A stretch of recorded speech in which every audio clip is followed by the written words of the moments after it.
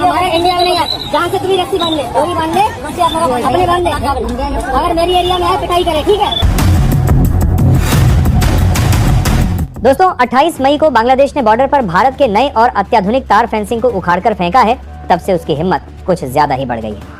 अब बांग्लादेशी हुकूमत और वहां के सैन्य कमांडर सीधे अपने सैनिकों और स्थानीय उपद्रवियों को उकसाते हुए खुलेआम यह कहने लगे हैं कि सीमा पर भारत की तरफ से जो भी नए कंटीले तार लगाए जा रहे हैं वे सारे तार उखाड़कर फेंक दो, और अगर बीएसएफ के जवान तुम्हें रोकने की कोशिश करें तो उन्हें भी पकड़कर बांग्लादेश ले आओ। लेकिन दोस्तों, आज अगर एक छोटा सा पड़ोसी देश हमारे वीर जांबाज जवानों को पकड़ने की धमकी दे रहा है और हमें अपनी लाल आंखें दिखा रहा है, तो कहीं ना कहीं इसमें ऐतिहासिक रूप से गलती हमारी ही है।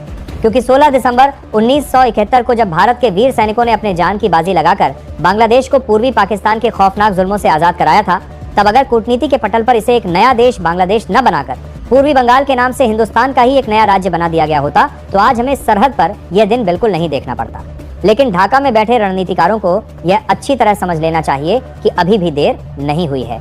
अगर बांग्लादेश आज चीन और पाकिस्तान की दी हुई भीख और शह पर कूद रहा है, तो उसे यह याद रखना चाहिए कि जो महान हिंदुस्तान उसे दुनिया के नक्शे पर आज़ादी दिला सकता है, जो देश अपनी ताकत के दम पर पूर्वी पाकिस्तान का वजूद मिटाकर बांग्लादेश बना सकता है, वही देश वक्त आने पर वापस बांग्लादेश से उसका नक्शा बदलकर उसे पूर्वी बंगाल बनाने की भी पूरी कुव्वत रखता है। पिछले कुछ सालों से बांग्लादेश बीजिंग और इस्लामाबाद के इशारों पर भारत के खिलाफ जरूरत से ज्यादा आक्रामक होने की हिमाकत कर रहा है।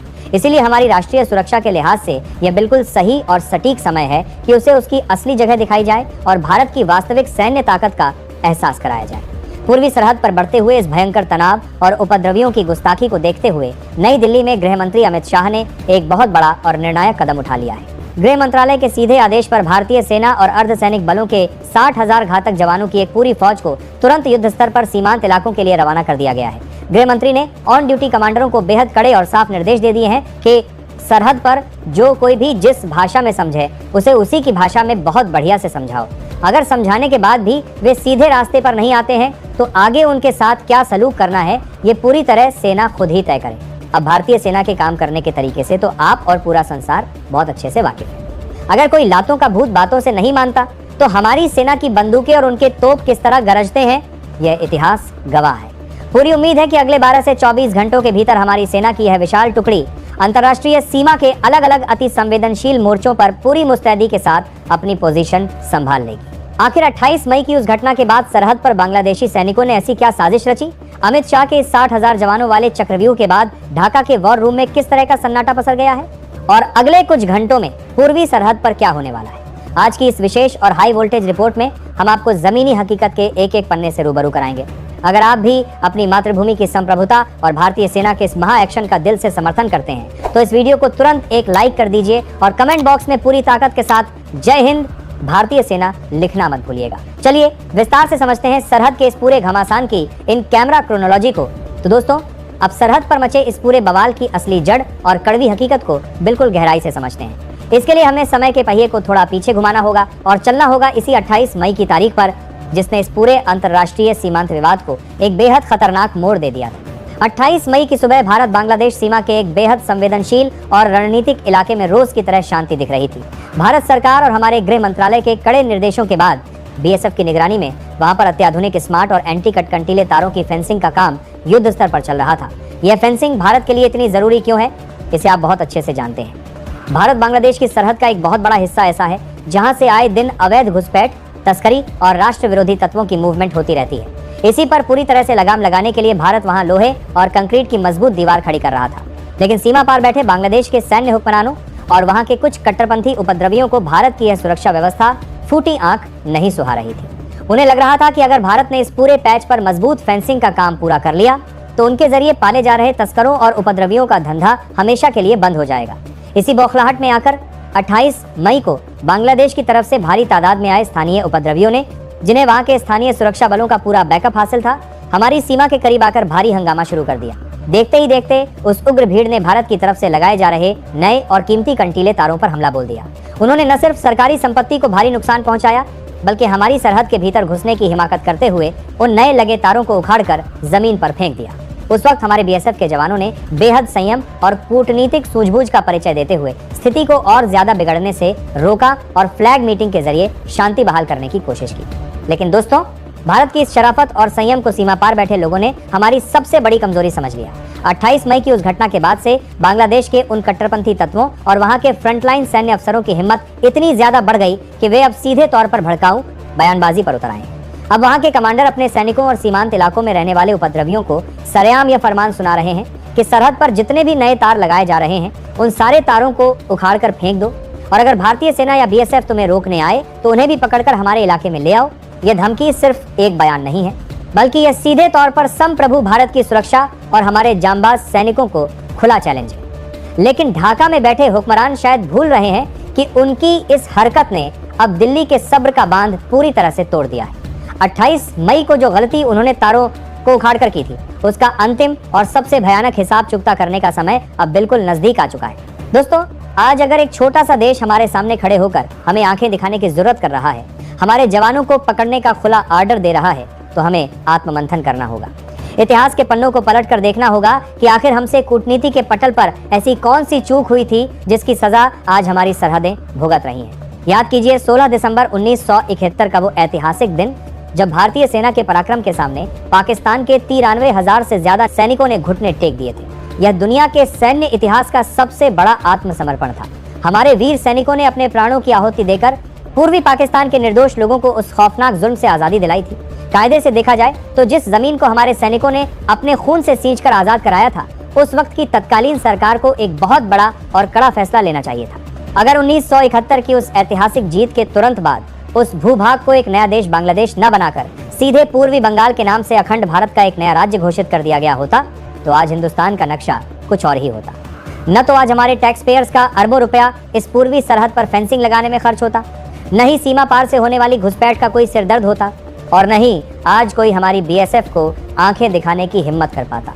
यह एक ऐसी ऐतिहासिक भूल थी जिसका खामियाजा हमारी आज की पीढ़ियां भुगत रही हैं। लेकिन ढाका में बैठी वर्तमान हुकूमत को यह बात बहुत अच्छे से और साफ साफ समझ लेनी चाहिए कि इतिहास बदला जरूर जा सकता है, लेकिन भूगोल को दोबारा लिखने की ताकत आज भी सिर्फ हिंदुस्तान के पास ही है।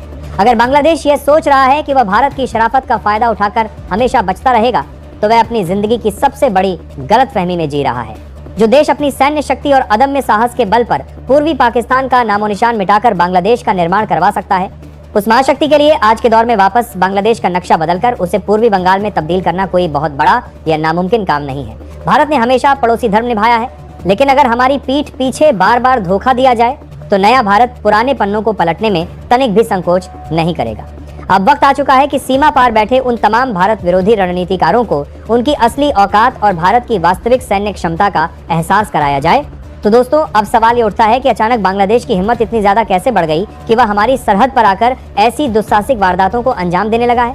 अगर आप इसके पीछे के जियोपॉलिटिकल भू राजनीतिक चक्रव्यूह को समझेंगे तो आपको साफ साफ दिखाई देगा कि इसके पीछे ढाका का अपना दिमाग नहीं है। इसके पीछे असल हाथ बीजिंग और इस्लामाबाद का है, जो पिछले कुछ समय से बांग्लादेश की जमीन का इस्तेमाल भारत के खिलाफ एक प्रॉक्सी वॉर, परोक्ष युद्ध के रूप में करने की नापाक कोशिश कर रहे हैं। खुफिया रिपोर्टों के मुताबिक पाकिस्तान की आईएसआई, इजी और चीन की कम्युनिस्ट पार्टी पिछले कई महीनों से बांग्लादेश के भीतर सक्रिय कट्टरपंथी संगठनों और वहां के कुछ सैन्य अधिकारियों को भारी फंडिंग और हथियारों की सप्लाई कर रहे हैं। चीन का मकसद बहुत साफ है, वह चाहता है कि भारत अपनी पूरी ताकत और ध्यान लद्दाख और अरुणाचल प्रदेश की वास्तविक नियंत्रण रेखा लाच पर केंद्रित न कर सके, इसलिए वह भारत को पूर्वी मोर्चे पर उलझा कर रखना चाहता है। इसी शय पर आकर बांग्लादेश ने 28 मई को हमारी फेंसिंग को निशाना बनाया, लेकिन वे यह भूल गए कि जब बात राष्ट्र की अखंडता पर आती है तो भारत किसी भी मोर्चे पर ढिलाई नहीं बरतता।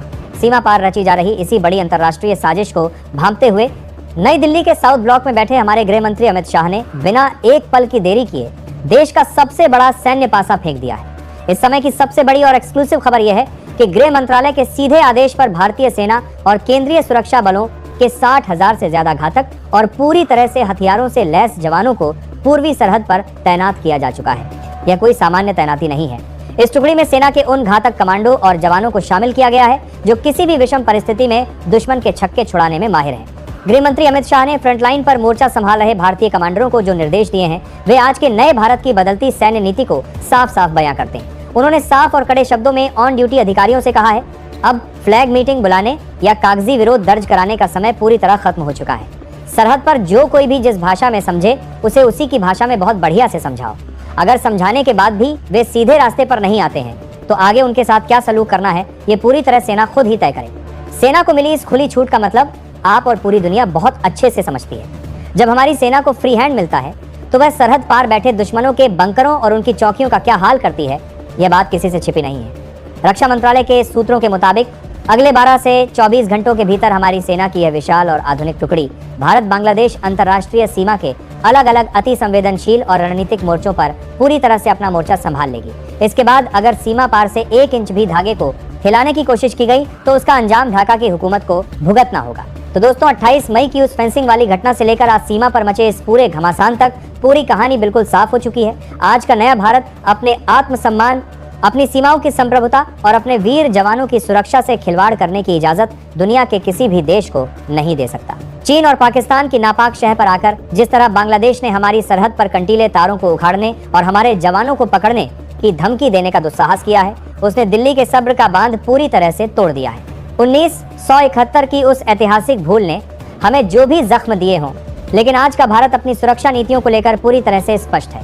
गृह मंत्री अमित शाह द्वारा सीमांत इलाकों में भेजी गई 60,000 जवानों की यह महासेना और उन्हें दी गई फ्री हैंड यानी पूरी छूट इस बात का जीता जागता सबूत है कि अब भारत केवल कागजी विरोध दर्ज नहीं कराएगा। अगले कुछ घंटों में जब हमारी सेना सरहद के कोने कोने पर अपना मोर्चा पूरी तरह संभाल लेगी, तब सीमा पार बैठे हर एक उपद्रवी और रणनीतिकार को यह बात बहुत अच्छे से समझ में आ जाएगी कि हिंदुस्तान से टकराने का अंजाम क्या होता है। जो देश बनाना जानता है वह सरहद पर अपनी संप्रभुता की रक्षा करना भी बहुत अच्छे से जानता है। तो दोस्तों, सीमा पार से मिली इस गीदड़ भभकी के खिलाफ गृह मंत्री अमित शाह और भारतीय सेना के इस 60,000 जवानों वाले महाचक्रव्यूह और कड़े पलटवार पर आपकी क्या राय है? क्या आपको भी लगता है कि अब समय आ गया है कि हमारी सेना सरहद पर दुश्मनों को उनकी असली औकात याद दिलाए? अपनी राय नीचे कमेंट बॉक्स में पूरे जोश और देशभक्ति के साथ जरूर साझा करें। अगर आपको हमारी सेना के इस अदम्य साहस और देश की अखंडता से जुड़ी हमारी यह विशेष ग्राउंड रिपोर्ट पसंद आई हो तो फ्रंटलाइन पर तैनात हमारे जांबाज सपूतों के सम्मान में इस वीडियो को एक लाइक और शेयर जरूर कर दीजिएगा। देश की सुरक्षा, डिफेंस और अंतर्राष्ट्रीय कूटनीति से जुड़ी ऐसी ही और भी धमाकेदार, कड़क और पूरी तरह से प्रामाणिक अपडेट्स सबसे पहले देखने के लिए हमारे चैनल को अभी सब्सक्राइब करके बेल आइकन दबाना बिल्कुल मत भूलिएगा। अपना और अपने परिवार का ख्याल रखिए। मिलते हैं आपसे अगले एक और बेहद कड़क और रणनीतिक वीडियो में। तब तक के लिए पूरे जोश के साथ कमेंट बॉक्स में लिखिए और मेरे साथ बुलंद आवाज में कहिए, जय हिंद,